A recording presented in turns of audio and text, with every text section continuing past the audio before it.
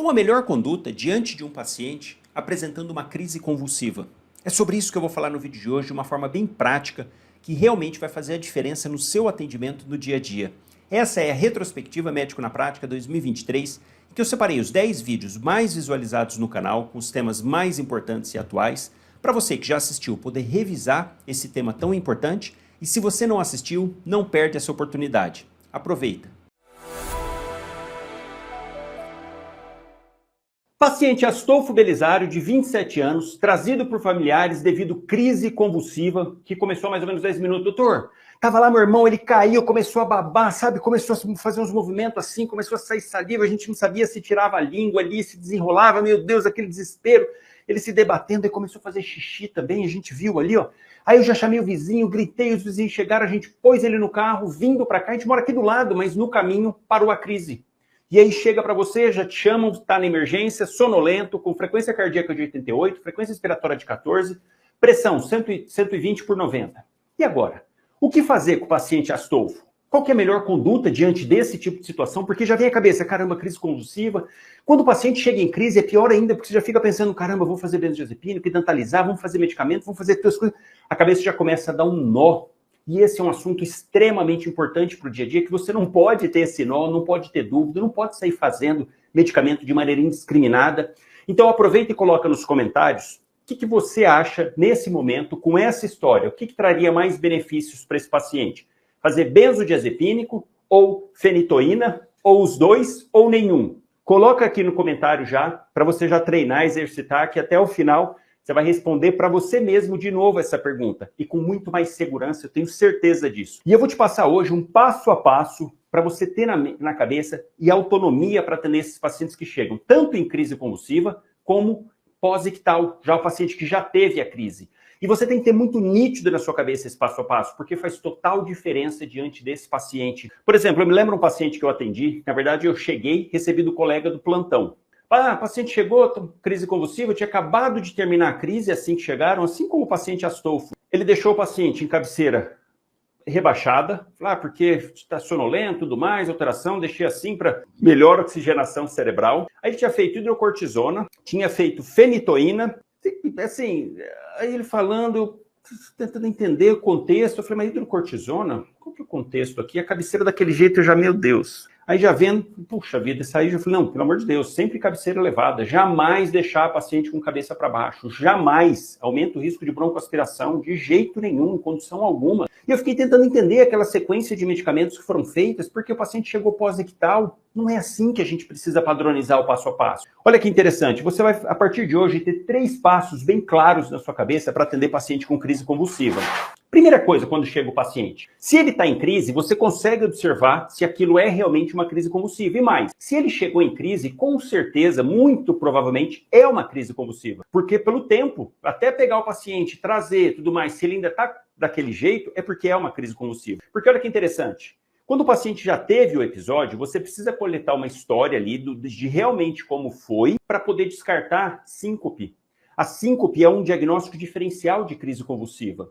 Então, a partir de hoje, primeira coisa, chegou. Primeiro você vai definir se aquilo foi realmente uma crise convulsiva. Porque o paciente pode ter tido simplesmente uma síncope, pode ter uma lipotímia, pode ter tido qualquer perda de consciência e que alguém, é uma crise convulsiva. Mas peraí, para ser crise convulsiva, você vai ter que definir 3 parâmetros. Primeiro deles, movimentos. E aqui, claro, falando especificamente de crises tônico-clônicas generalizadas, que é esse paciente que chega. Porque existem vários outros tipos de crise, crises parciais, crise de ausência, por exemplo, mas esse paciente que tem uma crise de ausência, por exemplo, não vão trazer no pronto atendimento. Isso vai ser investigado, vai ser ambulatório. Então, no pronto atendimento, geralmente, 99% das vezes, é crise tônico-clônica generalizada. E aí, nesse ponto, a primeira coisa que você tem que definir, movimentos. Como o próprio nome diz, os movimentos são repetitivos, são clonos. Então, nesse tipo, movimentos repetitivos. Esse é o primeiro ponto. Por quê? Na síncope, o paciente pode ter tremor.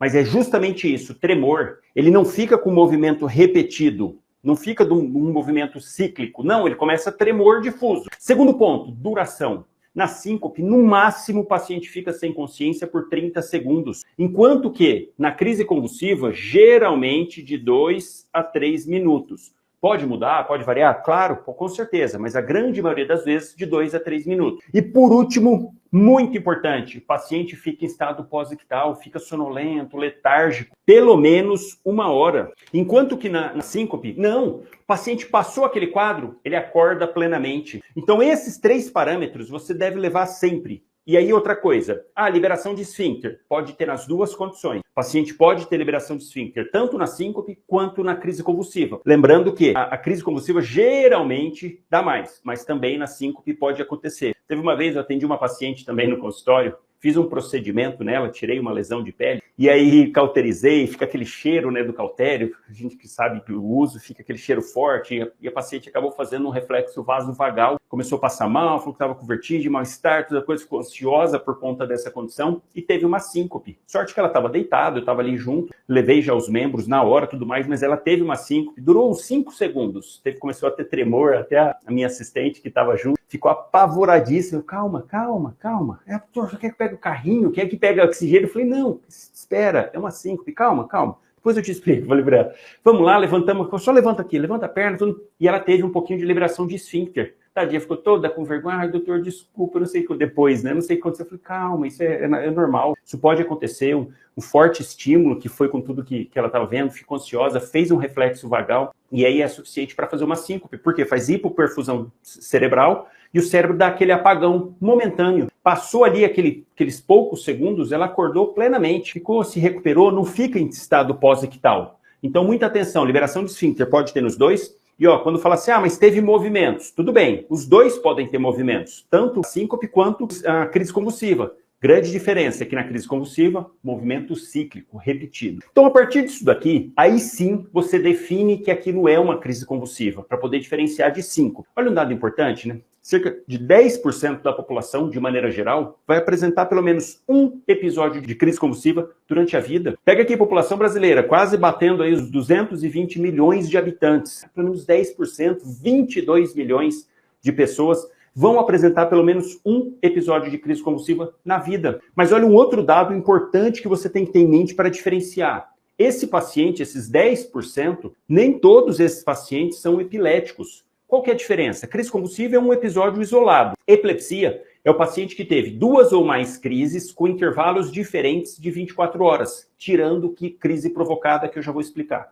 Mas a grande questão, o paciente que teve 2 ou mais crises, esse sim é classificado como epilético. E desses 10% da população de maneira geral que vão apresentar uma crise, 2% dos 10, os 2% é que de 1 a 2% da população é que realmente é epilético, tem alguma síndrome genética, síndrome de West, por exemplo, teve alguma, vou falar aqui das remotas, teve algum evento e ficou com aquele foco epileptogênico na cabeça. Então, 10%, e desses, 1 a 2% é que realmente vai ser epilético. Então, muita atenção, não é porque o paciente chega com crise convulsiva, é epilético, vamos aqui chegar fazendo medicamento. Não, calma, a gente precisa entender o contexto.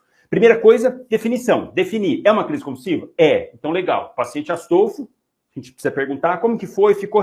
doutor, ele ficou mexendo o braço assim, fazendo assim o tempo todo, e a gente foi pegar e salivando, tudo mais. Crise convulsiva. Definiu como crise convulsiva. Segundo passo é você estabelecer o tipo de crise convulsiva. Isso vai fazer total diferença na hora de conduzir, vai te trazer segurança para realmente pensar em quais os melhores medicamentos para aquela situação. Então, olha só, a partir de hoje você vai pensar em 3 tipos de crise convulsiva. Primeiro delas é a crise provocada. Segundo delas, sintomática aguda. E a terceira, sintomática remota. O que é a crise provocada? Como o próprio nome fala, é algo que está, entre aspas, provocando o cérebro. Quer dizer, o cérebro é um coitado nessa situação. É alguma outra alteração sistêmica e que está influenciando no funcionamento cerebral. Então é importante você entender isso, porque imagina um paciente que chega com uma hipoglicemia, que é uma das causas aqui, de crise provocada. Chegou o paciente, está lá, crise convulsiva, tudo mais. Vamos fazer ferritoína, vamos fazer benzodiazepínico. Peraí, mas é uma hipoglicemia. Por que vai fazer isso? É só corrigir a glicemia, e a hipoglicemia pode tanto simular um AVC, o paciente pode chegar com hemiparesia, quanto também pode chegar em crise convulsiva. Então, olha a importância de você pensar isso antes. Fala, peraí, eu preciso saber se é uma provocada. Outra situação que pode levar à crise provocada, distúrbio hidroeletrolítico. Hiponatremia, paciente com uma hiponatremia intensa, está com uma liberação errada, vamos assim dizer, do ADH, hormônio antidiurético, está lá espoliando, perdeu um monte de sódio, chega lá com sódio de 115 de uma forma abrupta, aguda, porque isso que é importante também, paciente que chega com uma alteração, com uma hiponatremia aguda, ele pode fazer uma crise convulsiva, vai rebaixar tudo mais por questões de osmolaridade. E aí, adianta ficar fazendo benzodiazepínico, adianta ficar focando o tratamento em encher o cérebro, entre aspas, de medicamento? Ah, é crise convulsiva, vamos sedar o cérebro, vamos fazer os medicamentos para o cérebro. Não adianta, a gente precisa corrigir a causa de base. Então, muito importante, diante dessa situação, a gente pensar em toxinas e aqui drogas, por exemplo, é uma outra condição que pode levar o paciente a fazer a crise convulsiva. Outra coisa, hipóxia pode fazer também. Hipóxia pode levar o indivíduo à crise convulsiva, pode levar a síncope também. Aí agora você já sabe como diferenciar. Então, diante do paciente, a primeira coisa que eu preciso pensar, é uma causa provocada? Eu preciso excluir que esteja tendo uma causa provocada, porque se tiver, eu preciso cuidar dessa parte para resolver o problema. Se for sódio, vamos fazer reposição de sódio. Vou até falar um pouquinho disso no tratamento. Hipoglicemia, vamos fazer glicose. O paciente pode ter um antecedente aí de etilismo, caquexia importante com falta de tiamina. Vamos fazer tiamina para o paciente antes. Tem que ter todo o entendimento para não sair fazendo medicamentos aí aleatório. Depois, é sintomática aguda. Provocada, então, é a causa sistêmica e aqui entra também, por exemplo, convulsão febril na criança. Só que o foco aqui, e o meu foco aqui no perfil é sempre falar para adultos. Então, eu não vou entrar aqui na celeuma de crise provocada febril, que no caso da criança acaba fazendo medicação sim, medicamento sim. Mas, tirando isso, aqui focado para o adulto. Uma outra coisa que pode fazer crise provocada, sepse. O paciente pode estar com liberação de um monte de pró-inflamatório, num estado ruim, fazendo hipofluxo cerebral, pode desencadear uma crise convulsiva também. Depois, sintomática aguda. O que é sintomática aguda? Aí sim, é alguma coisa, nesse momento, que está prejudicando o cérebro diretamente, ali no cérebro, mais diretamente. Então aqui, muito cuidado, porque AVC, o paciente pode fazer tanto AVC isquêmico, AVC hemorrágico, pode evoluir com uma crise convulsiva, e nesse caso é uma sintomática aguda. Aquela área lá que isquemiou, aquele sangue que está fazendo um efeito de massa ali naquele local, pode desencadear um foco epileptogênico.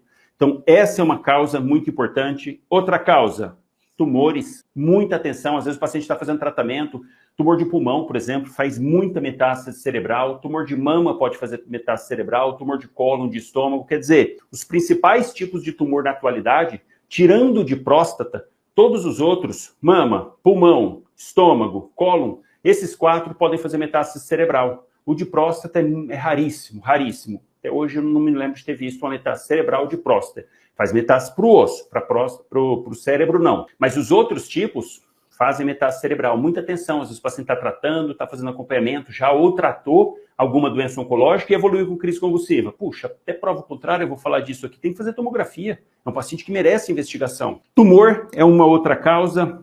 Neuroinfecções, encefalites. As doenças tropicais, principalmente dengue e zika, pode fazer encefalite. Pode fazer, inclusive levando o indivíduo a fazer uma crise convulsiva, algo que tem que ter atenção. Meningites podem fazer também, tanto viral quanto bacteriana. Muita atenção no seu exame físico, ver se tem rigidez de nuca, ver se tem sinal de Kernig, Brudzinski. Importantíssimo, e a própria coleta da história. Se for gonocócica vai aparecer xantema pelo corpo, petex, enfim. Você tem que já focar para isso também. Porque se for nesse caso, e ainda mais de meningite, traga antibiótico. Você achou que é meningite, precisa fazer a dose já, uma dose imediata de antibiótico. Então, muita atenção aqui nisso. Outra situação que pode fazer também, TCE. Caiu, bateu a cabeça, tudo mais, senhorzinho mais idoso, mais frágil, estava lá andando, caiu, bateu a cabeça, começou a ter uma crise convulsiva. Puxa vida, atenção máxima. Então essas são as principais causas de sintomáticas agudas. E por último, o que é a sintomática remota? É o paciente que teve uma sintomática aguda e ficou com uma cicatriz. Então, é o paciente que teve alguma dessas condições, ou passou por cirurgia cerebral, fez radioterapia cerebral, ou teve um AVE hemorrágico, precisou operar, teve um AVC isquêmico, teve um TCE, teve alguma alteração, uma neuroinfecção, e que aquele problema, na fase aguda, gerou uma cicatriz e deixou um foco epileptogênico lá no cérebro.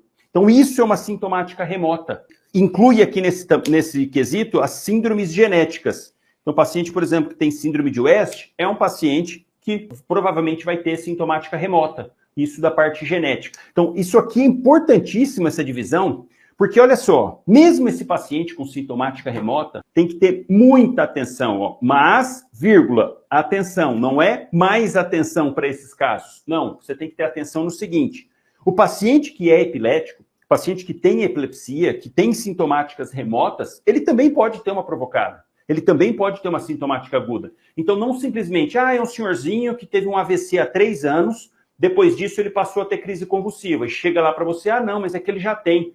Tudo bem, mas ele não pode estar fazendo um novo AVC? Opa, imagina, um paciente que fez um AVC, já tem fator de risco a 1000, aquele monte de placa em coronária e tudo mais, às vezes tem uma FA, não está tomando anticoagulante, a importância de anticoagular paciente com FA, principalmente FA crônica, que não conseguiu reverter. E aí, ele pode estar tendo um novo episódio de AVC. Aí chega lá para você, não, é uma sintomática remota, porque é o paciente que já tem histórico, eu vou idantalizar, eu vou falar aqui dos medicamentos, vou idantalizar, tudo mais. Peraí, mas é o paciente que pode estar fazendo um AVC. Então tem que ter muita atenção, por isso que, de maneira geral, não é sair fazendo medicamento. Porque, só de você observar esses 3 tipos, aquele paciente que chega, que está ou em crise convulsiva, ou que está em estado pós-ictal, tem como você, de imediato, definir isso daqui? De imediato, olhando? Não, não tem.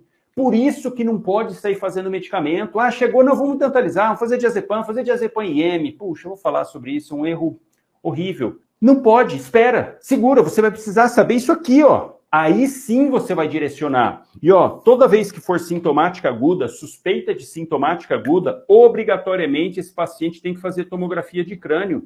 Obrigatoriamente. E o provocada, precisa fazer tomografia? Não, você tem que corrigir a causa. Sintomática remota, de maneira geral, vai fazer tomografia via ambulatorial, para ver realmente se tem alguma alteração, se está lá com algum foco, uma área isquemiada. Depois, mas na emergência, não. Então, o único que a gente pede tomografia é aqui. E esse daqui, quando eu penso em provocada, vou pensar em exames laboratoriais. Então, olha como que tem que ter raciocínio clínico, não é simplesmente, crise convulsiva, eu não preciso ter raciocínio clínico, chegou lá, eu já falo. Não, claro que precisa, tudo que a gente faz, tudo que a gente atende, toda vez que põe a mão no paciente, precisa ter raciocínio clínico, tem que estar atualizado e sabendo esse passo a passo. Isso aqui, é o mais frequente no dia a dia, e é justamente o que não precisa de exame algum. Se o paciente não está em nenhuma dessas condições, precisa fazer exame algum para o paciente, porque eu já sei que é uma sintomática remota. E aí você definiu, pelo passo 1, que é uma crise convulsiva, definiu pelo passo 2, que é alguma dessas dos 3 tipos, aí a gente pensa na conduta. Aí você poderia perguntar assim, mas como é que eu vou saber que é provocada? Como é que eu vou saber que é sintomática aguda? Como é que eu vou saber se é sintomática remota? E aí que está a grande questão, história clínica, anamnese e exame físico. Não tem outro. É você ver a história, geralmente colher com o familiar, porque o paciente vai estar em pós-ictal, sonolento e tudo mais, não vai dar para você avaliar. Não é sair correndo fazendo medicamento, é esperar, por quê? Vou colher a história com isso. Já tenho, paciente Astolfo, já teve crise convulsiva? A irmã, doutor, ele teve há uns 2 anos atrás. Olha como que já muda aqui a história, a gente já começa a pensar aqui, ele teve uma crise há 2 anos atrás? Teve, doutor, ele caiu de uma árvore. Caiu da árvore, ficou meio que em coma, um tempão no hospital lá, teve crise convulsiva na época e tinha parado. Olha como que as coisas vão começando a fazer sentido só da história. Fala, puxa vida, peraí, esse paciente teve um TCE, ficou com alguma alteração, realmente com algum foco epileptogênico, ficou com uma cicatriz no cérebro. Então pode ser que seja uma sintomática remota? Muito provavelmente. Pelo histórico, durou 2, 3 minutos a crise, estou pensando sintomática remota, mas espera aí. Ele não pode estar tendo uma provocada? Pode. Ele não pode estar tendo uma sintomática aguda? Também pode. Então como que agora eu vou fazer para diferenciar dessas duas? Exame físico. Você já vai olhar se ele tem marca de injetáveis. Faz uso de droga? Não, meu irmão, não mexe com isso não. Faz uso de álcool? Não, também não. Abstinência alcoólica é outra causa de provocada. Não faz uso de álcool, não faz uso de medicamento, não faz uso de droga, de nada. Então já estou excluindo toxina, vamos fazer a glicemia, depois eu vou padronizar na prescrição. Fazer glicemia sempre. Qualquer paciente com alteração neurológica precisa obrigatoriamente de glicemia. Faz glicemia, normal. Não está tomando nenhum medicamento, já estou excluindo essas causas. Está tendo febre, tosse, catarro, estava queixando de alguma infecção na urina, está tratando alguma coisa assim, pensando em infecções, em sepse. Não, parto para o exame físico, vejo, não tem nenhuma alteração na pele, nenhuma infecção cutânea, faço ali para ver se tem meningismo, vai estar sonolento, não dá muito para a gente ver força, mas ainda assim dá para fazer alguns estímulos, estímulo de pressão aqui no externo, aqui em cima na glabela, você pode apertar, mexer, falar com o paciente para observar a movimentação dos braços, para ver se está tendo algum déficit focal. Porque às vezes o paciente está sonolento, teve um AVC, está lá letárgico, você fala com ele, ele tá... Só que você faz algum estímulo, ele de repente só leva um braço, o outro está caidão. Você chega a segurar e não sustenta. Então já chama atenção, falou, opa, eu acho que está tendo déficit focal desse lado. Olhar a pupila, importantíssimo, olhar a pupila do paciente para ver se está isocórico e fotorreagente as duas. Abrir ela, a hora que você abre o olho do paciente, ela tem que fazer a miose dos dois lados e você pega a lanterninha, pode ser do laringo, pode ser do celular, passar no olho para ver se ela está tendo reflexo, se tem o reflexo pupilar. Então, importantíssimo, porque dessa forma, eu fazendo aqui, ó, principalmente para descartar a sintomática aguda. Provocada é muito pela história também. E você fazendo seu exame físico ali para ver infecções, para ver tudo descartando do jeito que eu falei. E aqui, principalmente o exame neurológico, que vai descartar isso daqui. Então, para a gente fazer essas duas partes, para fazer esse exame, coletar uma história, ver se o paciente responde, não dá para chegar fazendo medicamento. Ah, ele está em pós-equital, vou fazer benzodiazepínico. Para quê? Vai demorar mais para eu poder avaliar esse paciente, porque ele vai ficar sob efeito do benzodiazepínico. Vai demorar para eu poder ver se ele tem reflexo, se ele está falando, se não tem disartria, se não tem desvio, se não está tendo déficit focal. Então não faz nada, espera.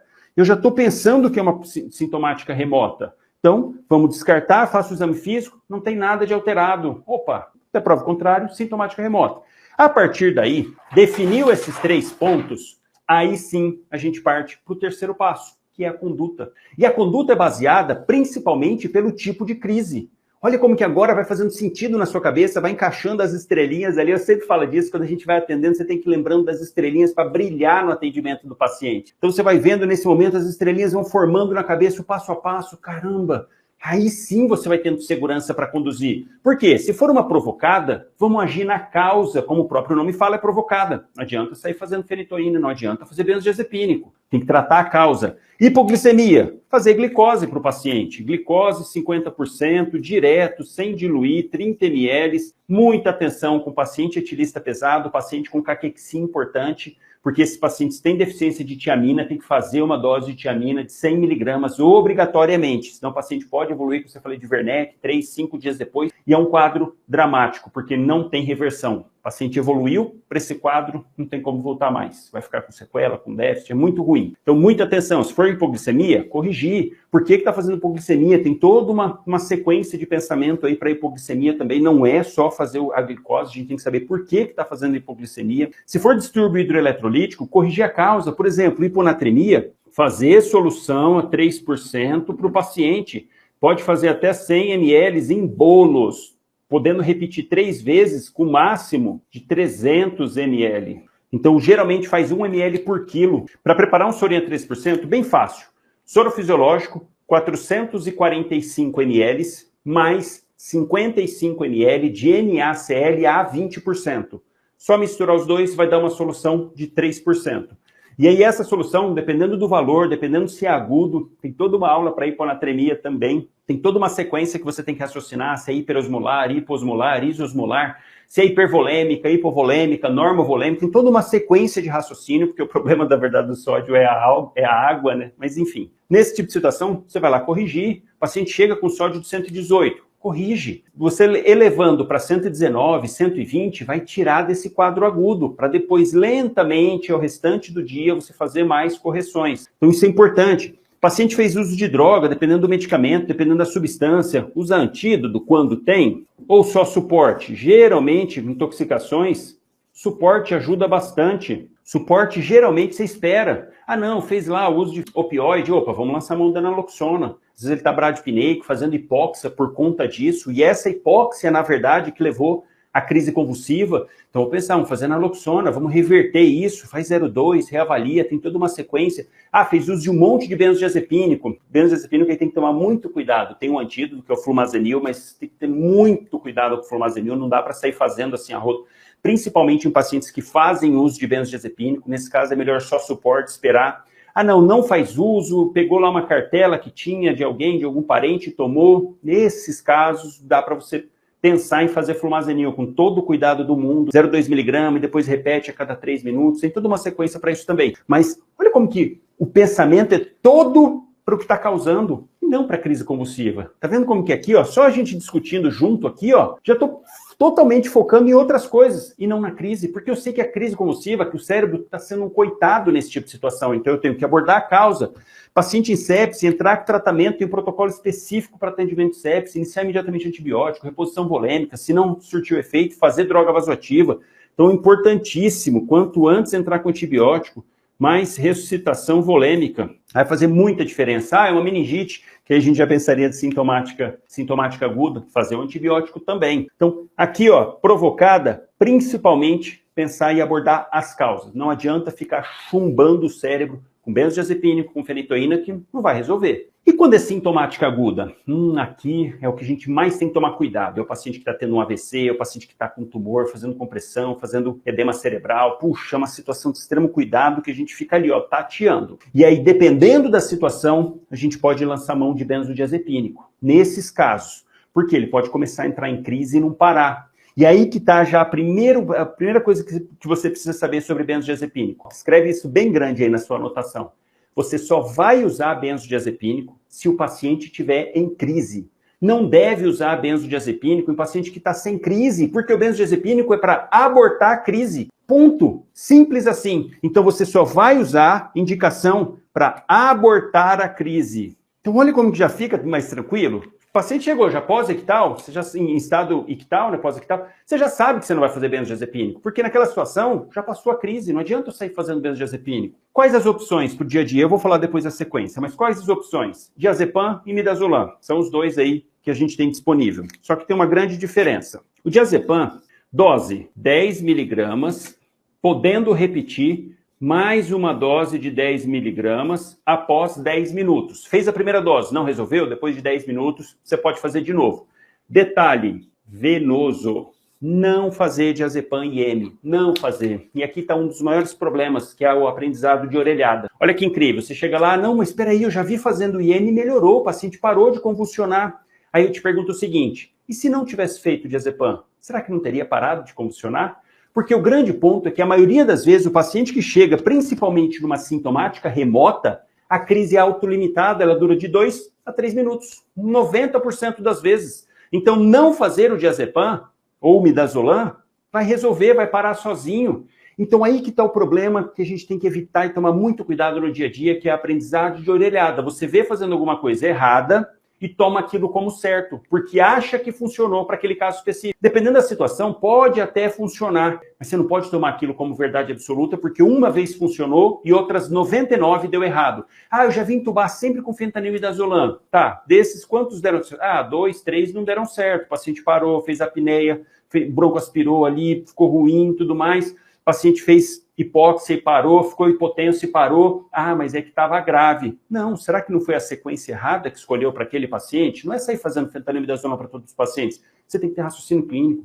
Tudo que a gente faz no dia a dia precisa de raciocínio clínico. Cada ato, cada coisa, e geralmente a gente precisa intercalar os assuntos, as diversas patologias na cabeça, para realmente estar seguro de que está fazendo melhor. E não simplesmente, porque eu já vi fazendo assim e é assim que faz. Não, peraí, será que está certo? O diazepam, se ele é feito IM, ele tem uma absorção errática. O que significa isso? Você administra lá para o paciente 10 miligramas no músculo, aqueles 10 miligramas vão demorar um tempão para cair na corrente sanguínea. Tem paciente que cai 5, tem paciente que cai 2, tem paciente que cai 8, em 1, 2, 3 horas. Quer dizer, você perde completamente o parâmetro de quanto realmente está disponível para o paciente. O diazepam tem uma atração pelo tecido gorduroso, então ele demora para ser liberado. Por isso que não deve ser feito IM. Não faz mal para o paciente, não é isso, não faz mal algum, mas bem também não faz, porque ele não vai ser absorvido e você perde. Peraí, fiz uma dose, não parou, está convulsionando, fiz 2 doses. Tá, será que chegou realmente a quantidade máxima dessas 2 doses que você fez IM?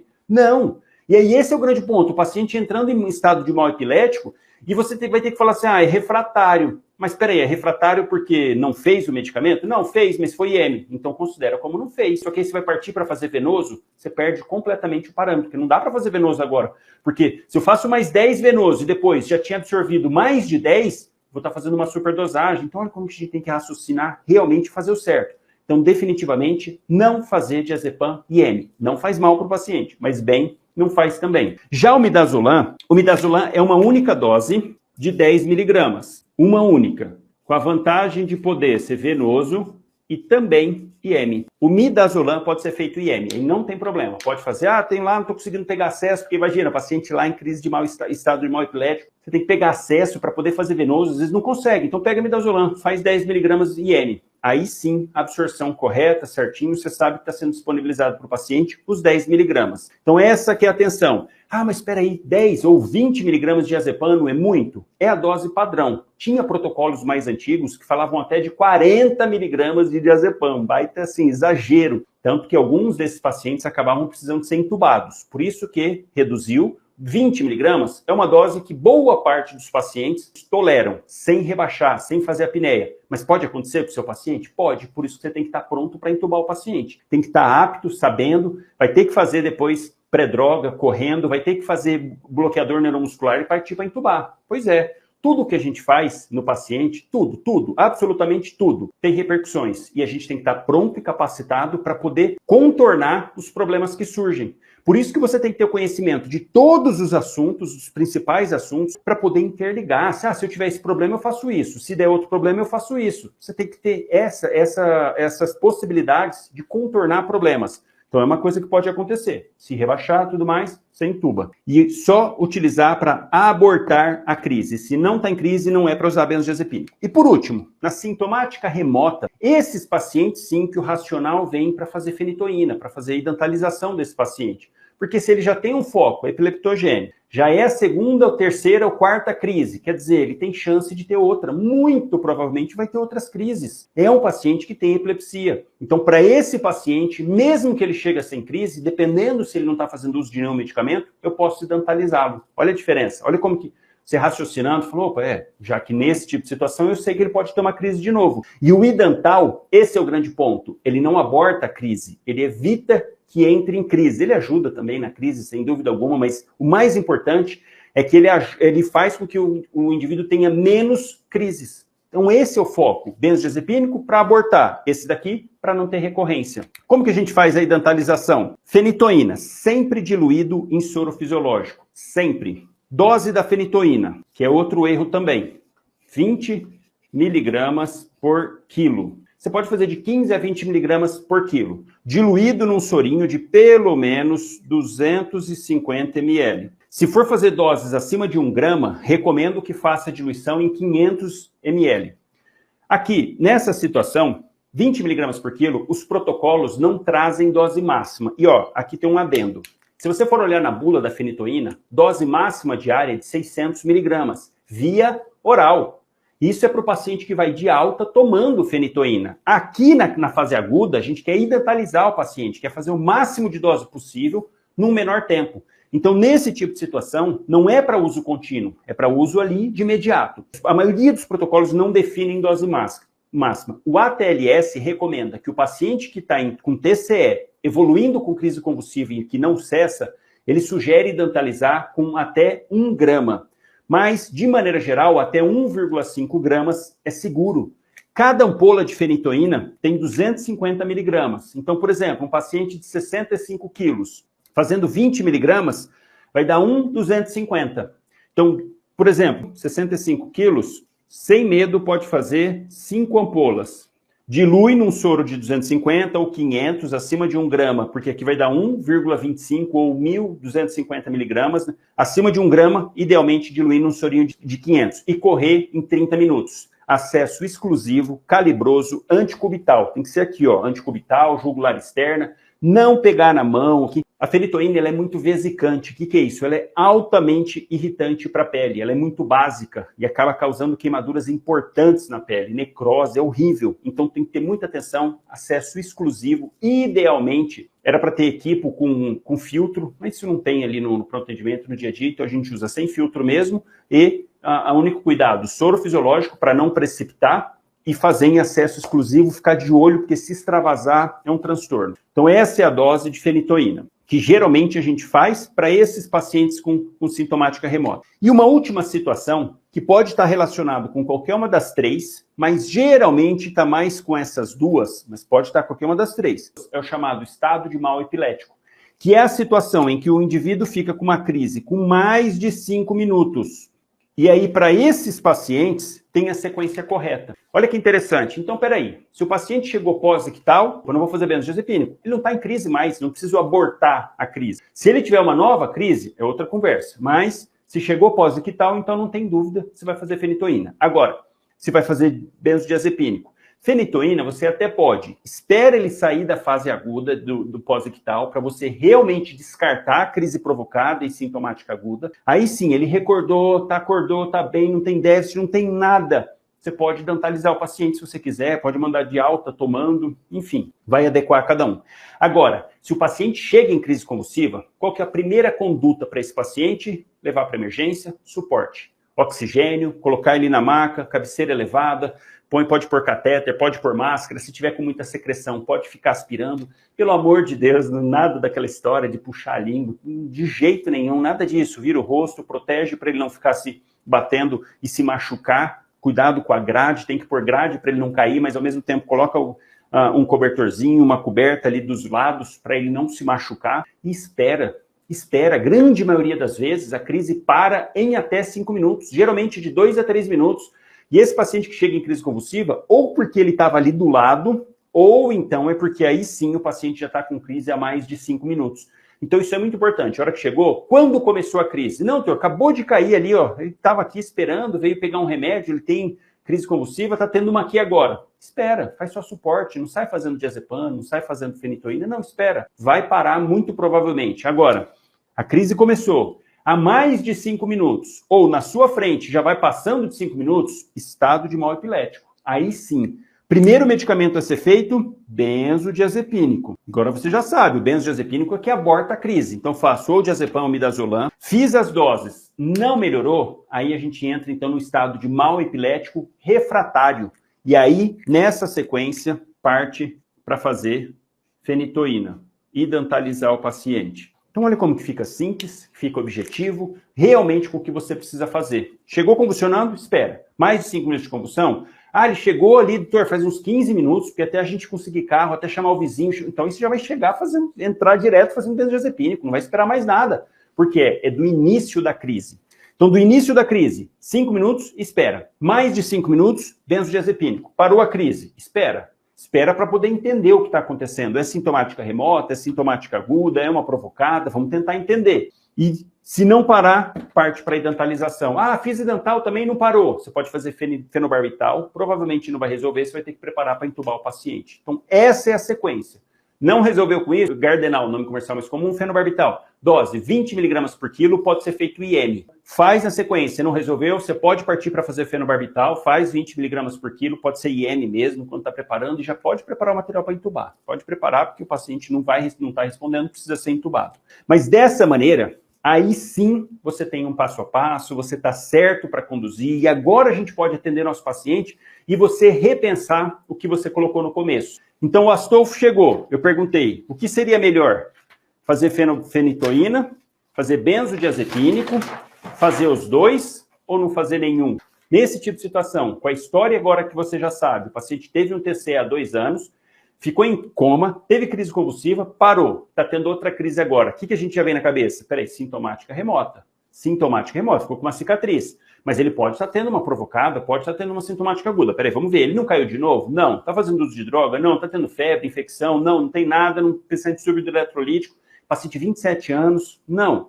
Então, dessa forma, eu penso numa sintomática remota. Então, diante disso, vou fazer fenitoína? Não. Vou fazer benzodiazepínico? De jeito nenhum, ele não está em crise. Então, o que a gente faz? Chegou, vamos colocar na emergência, ele pode ter outra crise, né? Então, põe na emergência, monitor, oximetria e acesso venoso. Aqui tem um detalhe. Nesse tipo de paciente, eu posso até omitir o acesso venoso.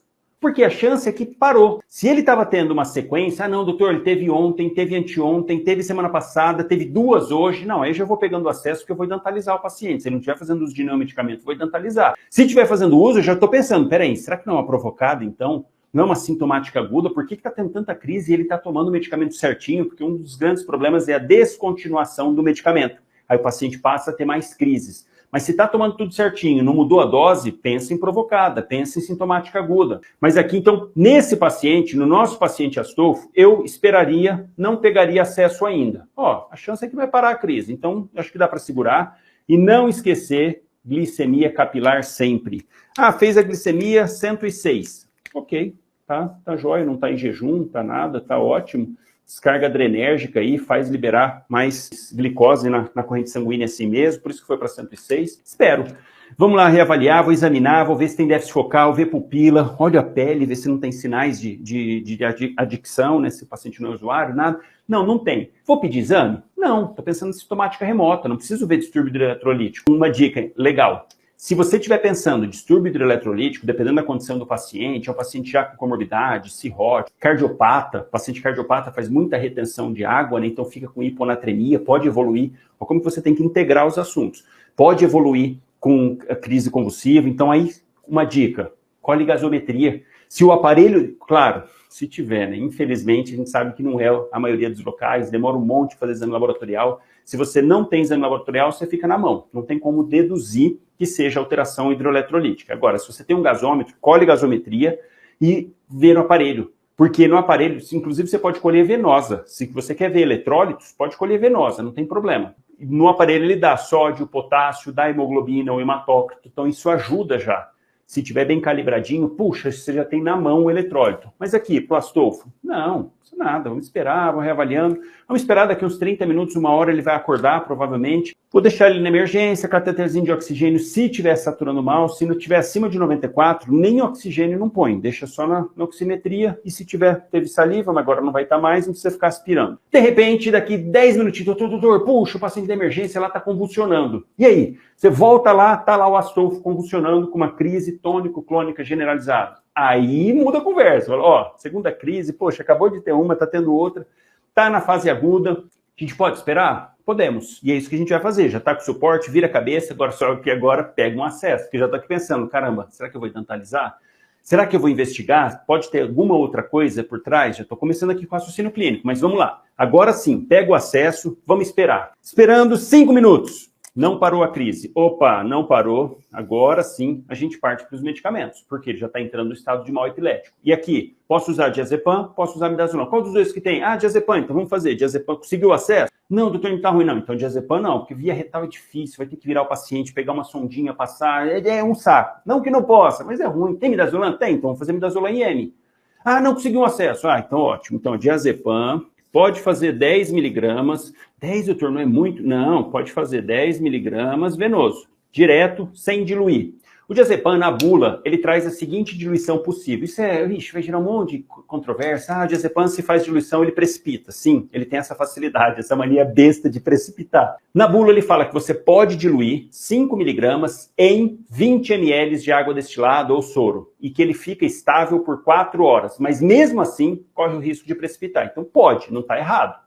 Se fizer essa diluição, pode, mas não precisa. Faz direto, aspira os 10 miligramas e faz lento. Essa é a grande questão, faz lentinho ali, ó, direto. Se for fazer midazolam, também pode diluir, pode não diluir, pode fazer direto, desde que faça lento. Então fica mais fácil fazer direto. Fez 10 miligramas, suporte, tô vendo, já tô aqui pensando, caramba, por que ele voltou a convulsionar? Por que está entrando em estado de mal epilético? Já estou pensando em provocada, sintomática. Será que não caiu mesmo? Vou olhar couro cabeludo, ver se não tem nenhum hematoma, se não tem nada. Às vezes a família não viu, ele caiu. Estou olhando, não tem nada na pele, não está febril, não tem... Apesar da crise, eu tinha visto, não tinha alteração de pupila, de déficit. Poxa, estado de mal epilético mesmo. Fez, doutor, 10 minutos, não está resolvendo. Mais uma dose de diazepam. Puxa... 2 doses, 20 minutos, continua em crise convulsiva, a gente parte para a segunda linha, que é o idantal. Então, fenitoína. Quantos quilos o Adolfo pesa? O Astolfo pesa. Ele pesa 50 quilos. Só para a gente fazer uma dosagem diferente. 50, vamos lembrar que fenitoína é 20 miligramas por quilo, vai dar 1 grama. Cada ampola da fenitoína tem 250 miligramas. Então, ó, 250 miligramas, 4 ampolas, mais soro fisiológico, 250 ml, porque está no limite. Até 1 grama eu disse, pode fazer em 250. Mais de 1 grama, fazer em 500. E aí essa solução Não precisa de bomba de infusão, não precisa. Pega acesso exclusivo, anticubital, calibroso, só vai fazer a fenitoína nesse acesso EV em 30 minutos. Dessa forma que prescreve. E vamos esperar. Está fazendo, paciente em crise convulsiva ainda. Puxa vida, não está melhorando. Ali 10, 15 minutos, pode até dar uma aceleradinha, fazer até uns 20 minutos. E nada, o paciente não está melhorando, a gente pode partir para fenobarbital e IM, mas já pode ir preparando o material para entubar. Para entubar esses pacientes, midazolam é uma excelente escolha, porque é justamente para isso, ele está em crise, faz mais dose. Ah, meio já fiz diazepam, não tem problema, pode fazer midazolam pensando na intubação. Faz um pouquinho de fentanil, lembrar de fazer pré-droga, faz o midazolam e, importantíssimo, bloqueador neuromuscular. Precisa fazer, imagina como é que você vai entubar esse paciente desse jeito. E aqui, nessa condição, pode usar os dois, pode usar succinilcolina e pode usar rocurônio, qualquer um dos dois. Melhor, rocurônio, é o que menos tem reação, ele é adespolarizante, enfim, mas aí teria que focar toda para a parte de intubação. O fato é que se não melhorar, vai ter que partir para intubar e fazer o relaxante muscular.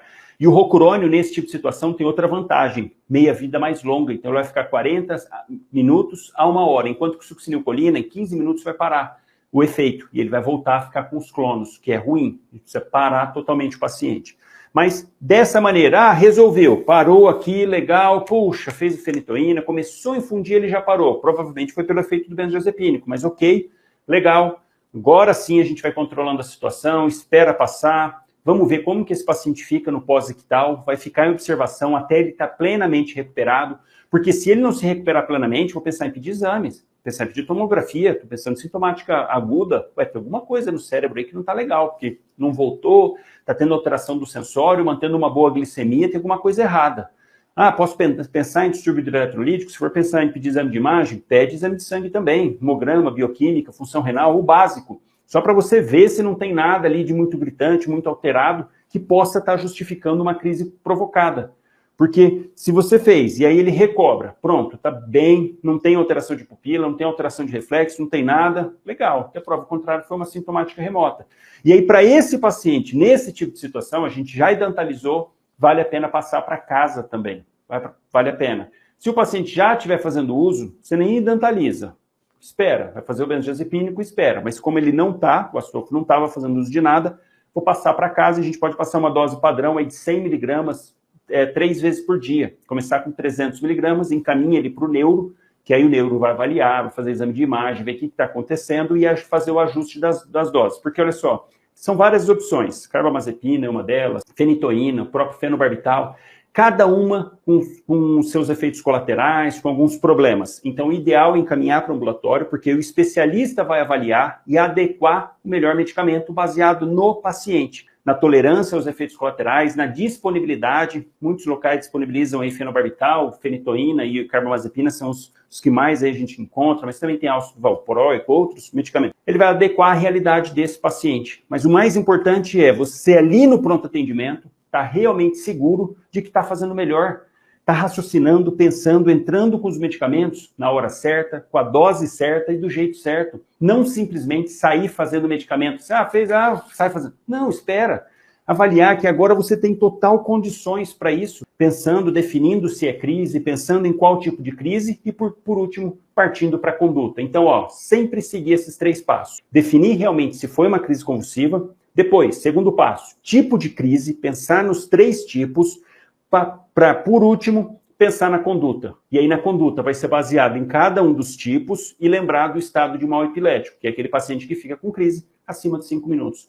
Mas olha como que agora eu tenho certeza, está muito bem na sua cabeça esse passo a passo, e a hora que você se deparar com o paciente com crise convulsiva, eu tenho certeza que as estrelinhas vão brilhar aí na sua cabeça e você vai ter muito mais segurança, vai estar atualizado e sabendo realmente como conduzir esse paciente da melhor maneira possível. Tá legal, pessoal?